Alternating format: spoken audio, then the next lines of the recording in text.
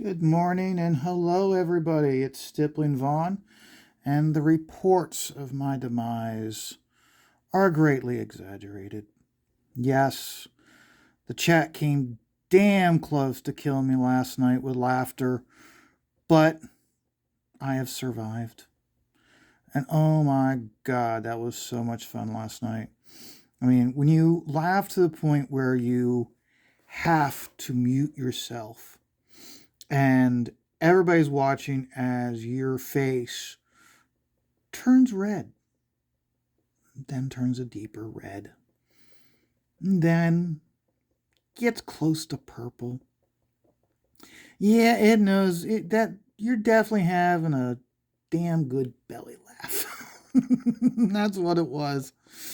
Uh, it's been a while since I laughed that hard, and uh, I, it reminds me of a couple years ago. I was with a couple girls, and before my girlfriend, and we were all carrying on, and one of them said something to get me laughing really hard. And it got me to the point where I was laughing so hard, I can't talk.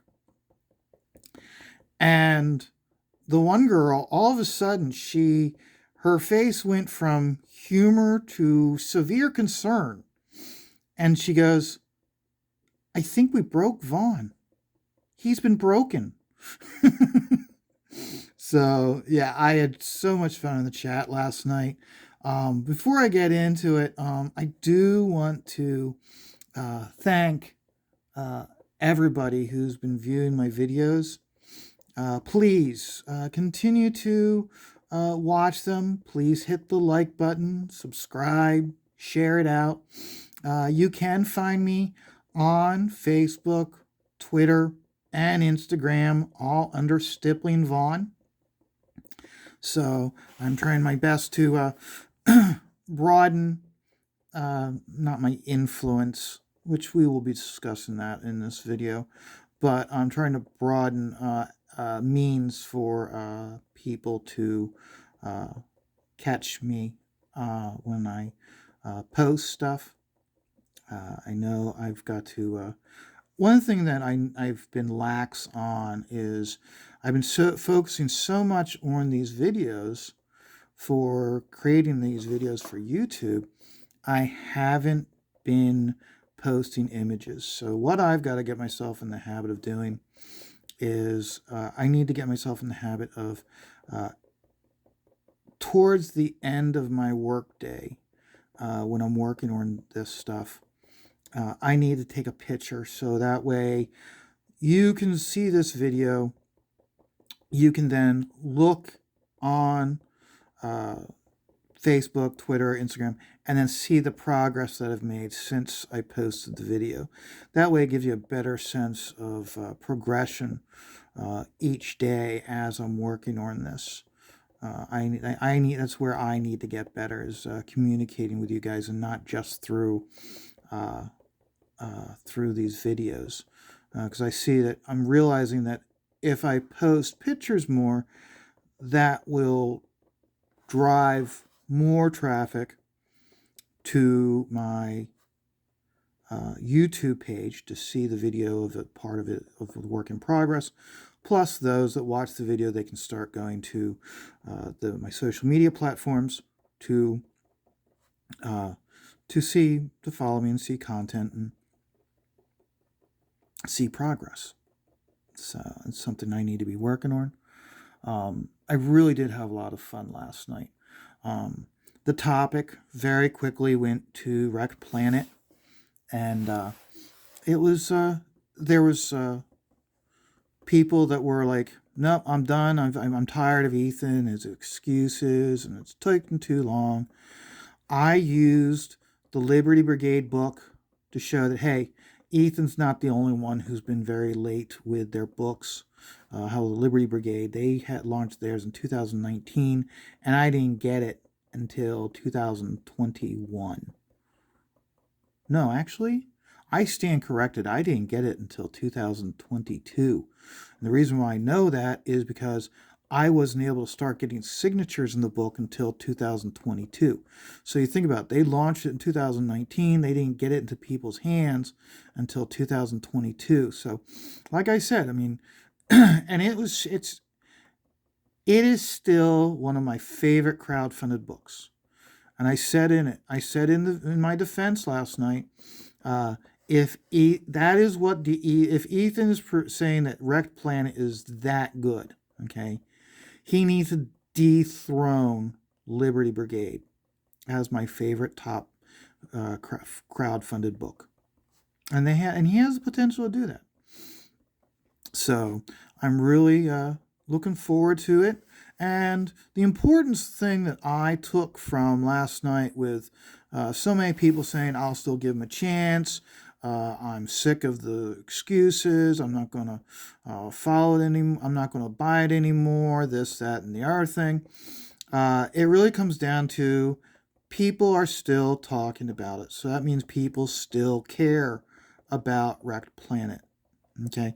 If people didn't care about Rekt Planet, nobody would be talking about it. And that would be devastating. Okay. Would be completely devastating to Ethan. And that would basically be, okay, that would basically really be how he's really screwed up so badly. Okay. But people are still talking about it. Ethan was even in the chat last night talking to back and forth with other people in the chat. He was talking, Danger Vanessa was posting his comments on the screen for everybody to see. And so it really shows, I mean, how Ethan is wanting to know what people think. He cares about what you say, about what your opinion is. And that's also a big deal. Okay. The one thing I'm going to touch on this subject very lightly. I'm very concerned about it being misinterpreted. Ethan is at least staying on top of it with notifying us of where we stand with Rekt Planet. He's keeping us abreast. Okay. Dan Fraga, on the other hand, Dan Fraga is not keeping us abreast. He's made some remarks over the years. If you were watching on a regular basis, you kind of get a hint of what's going on. But overall, he's being relatively quiet. Okay. And I think that's the reason why Dan Fraga right now is, if he gets comments from the group, it's more negative than anything else. I think that Dan really needs to start giving more updates. We don't even know if there's a completed page. When I say completed page, I mean a page that has been penciled, inked, colored, and has dialogue bubbles. Okay. I think Dan Fraga needs to really increase his notifications to the backers. And I always use, when I want to give an example of creators that are doing it right, okay, I think Aaron Lopresti is doing it right. He gives regular updates when he does his Sunday show, which will be tonight, which I'll be watching instead of watching the Bengals take on the Kansas City Chiefs. And I will say that is, if I'm more curious about that game than the 49ers versus the Eagles. Okay. The 49ers, they have a third string quarterback, so he's kind of like a wild card misnomer of what's going to happen. But because he's a third string quarterback, it really comes down to, I see that there's a greater possibility of him having kinks in the armor for the Eagles to exploit. More importantly, what makes the 49ers such a threat is not their third string quarterback. It's their defense. They have a solid, tight defense that the Eagles really need to find that kink in the armor and exploit it. Okay, and then we see that a lot of times with teams where they're really good, they're really hot, but they've got a kink in the armor, and the other team finds it and exploits it when it really matters, and they just hammer it in and just take the team out. I look at how the Bengals completely they found the kinks in the armor of the Bills and how they just completely exploited it. So, like I said, that's the game, the Bengals versus the 49ers. That's the one I'm really interested in. But I'm not going to be watching it because I'll be watching Aaron live. I always watch Aaron live. Like I said, in numerous times. When I grew up, there was your Sunday night show. You couldn't stay out late because school was the next day. Your parents were settling in and just wanting to relax for just one last moment before having to go to work the next day and start their work week up. And there were different shows. There was the Mutual of Omaha's Wild Kingdom. There with Lauren Green. There was The Wonderful World of Disney. Just all these like Sunday night family shows. And because Aaron is so stringent on being a family friendly oriented individual, and he doesn't do vulgarity, he keeps his topic as family friendly as possible. That's the reason why I associate him with these shows, is because of how he conducts himself on his show. So, but he gives regular updates. Graham gives regular updates. Shane gives regular updates. And that's where you maintain your connection with your audience and you maintain your faith. More importantly, with your updates, you're still showing progress. And quite honestly, that's one of the things we're not seeing from Dan Fraga. So, something that Danger Vanessa. Now, here's the thing about Danger Vanessa. She does her show, The Chat. Okay, she took it up after Leroy was like, "I'm done. I'm not going to be doing any more streaming," and she was like, "You know what? I kind of did like doing The Chat. I liked it, and I'm gonna take up the reins." Okay, but Danger Vanessa is very upfront. She doesn't want to be an influencer. She wants to stay being a fan. Okay? The thing is, though, is I see Danger Vanessa as, if she decided to take the route of Leroy and she's like, I'm not going to stream anymore. I'm just going to be a woman of the chat. I'll be commenting in the chat. Always be lurking in the chat. Okay? She would still be an influencer in Comicsgate. What makes Danger Vanessa an influencer in Comicsgate has nothing to do with what she says.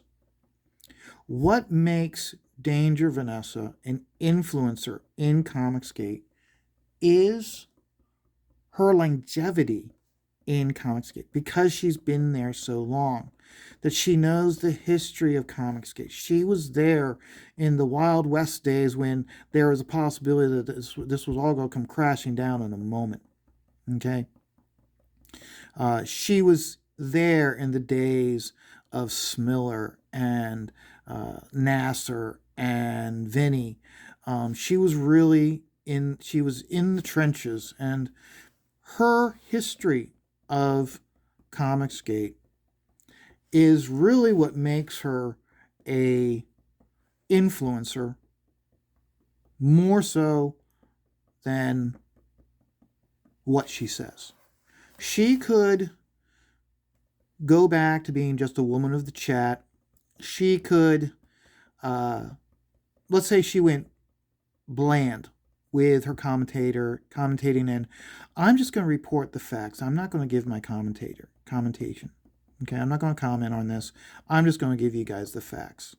Okay, her longevity in Comicsgate is what gives her influence. And she can get very hostile. She can get very passionate. But we all can. And my thing is that passion is important. Okay? She doesn't want to be an influencer, but she loves Comicsgate. She likes what she sees. She loves the books coming out. She likes the content. Okay? She's been here for so long. That is what's making her an influencer and not what she says. So I when I was in the when before I started showing up on the chat, the show, um, there were times I would actually, like, while a show's going on, I would try to reach out to other people in the chat, not to get their opinion, but to get their knowledge. And that's the bigger thing. With a lot of people coming in, they don't know the facts, they don't know the history of Comicsgate. And that goes for creators coming into Comicsgate and fans, new fans coming into Comicsgate. They don't understand, why is Danger Vanessa showing up on Shane's streams? Why was Leroy on Shane's streams for so long? Why is George on Patrick Parnell's stream so much? Okay. The reason why these people are streaming with these creators is because they were there when the fan base was that much less. And the creators relied on these fans to create content. Okay? I'll still say this, okay? I've noticed this, okay? When Aaron is at his best, okay? And I don't know if Aaron watches these videos, but when Aaron is at his best, is when he does, unfortunately, lots of times when he just goes, okay, I'm going to start doing some drawing, Shelly goes, bye, I'm leaving. And we know Sammy was definitely doing it. Oh, okay, bye, bye. And she was out. You could hear the whoosh of her leaving the room, okay? But where Aaron is at his best, when he's doing his draw streams, is when Shelly is sitting by his side and she is now monitoring the chat. And she now has the ability to read aloud comments being made so Aaron can stay and continue to draw and then just comment. Think of it this way. If I was doing this and I was doing a live stream, I'd constantly be stopping, looking, going over, okay, clicking, bringing it up on the screen, okay? And I see that with a lot of artists that try to do draw streams on their own. It gets to the point, it becomes a talk stream while you're staring at this. Or you're staring at this. Okay? That's boring. Okay? That's boring. That is the kiss of death. Okay? But when you have, when Shelly's monitoring the stream, and Aaron, I hope you are listening to this, and I hope you consider this, is to have Shelly on the stream longer. And when you go to do your draw streams, put Shelly in charge of the chat. Have her just sit there, read the chat, give her control of the computer so she can click on this comment and bring it up on the screen. So that way, while you're drawing or inking or whatever, you can make your comments, but you can continue to work. And the reason why I say this is because back in the day, when I say back in the day, I mean last year, Shane would do his late night draw streams. And he would do them with Leroy. And Shane would just be drawing. And Leroy would be monitoring the chat and saying stuff like, oh, such and such just said this, such and such did this. And Shane, If it was an important enough comment, Shane might stop and bring it up on the stream for everybody to see, or he'd just comment on it and not bring it up on the screen.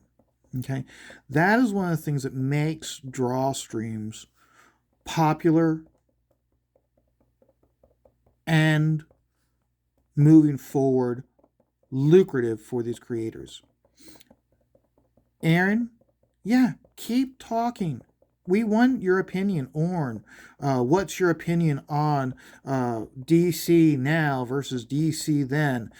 Give us your insight from when you were working on Excalibur and when you were working on Planet Hulk. But keep working, okay? Having someone to monitor the chat and bring that stuff to everybody's attention while you're working, that's where you're going to keep your audience, and you have the possibility of not just stream airtime, you also have the ability to keep it monetized with super chats and everything. So, and I learned that from watching Shane's streams with Leroy. And that's one of the things that makes this Comicsgate so unique, but also gives it longevity. And when I say that, I mean longevity as in lasting longer than the detractors want it to, is because it takes that barrier of creator and it takes that barrier of the fan and it meshes them together. You think about it, Leroy was never want to be an influencer. He said he wasn't an influencer. What made Leroy an influencer was his longevity and him showing up on live streams with Shane. Okay, we all still miss Slapmouth.